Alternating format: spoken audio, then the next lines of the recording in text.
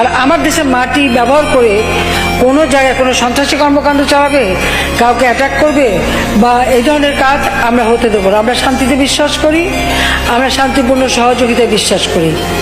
আর এখনো যদি ওই বলি যে না, বাংলাদেশের মানুষের ভাগ্য ভালো যে শেখ হাসিনা বাংলাদেশে আমেরিকার ঘাঁটি করতে দেয় নাই। যদি ঘাঁটি করতো আমেরিকা বাংলাদেশে, তাহলে যে দুবাই, কাতার, কুয়েত, বাহরাইন যে কটা দেশে ইরানে হামলা করছে, বাংলাদেশেও নিশ্চিত হামলা করত।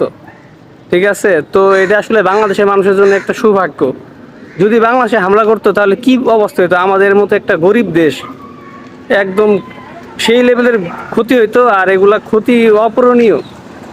তো যাই হোক, আল্লাহর কাছে সবসময় চাই যে দেশটা ভালো থাকুক, কোনো অপশক্তি যেন দেশের মাটি দখল করতে না পারে। এইটাই মানে সাধারণ মানুষের চাওয়া, এছাড়া আর কিছু না। সবাই ভালো থাকবেন। আসসালামু আলাইকুম।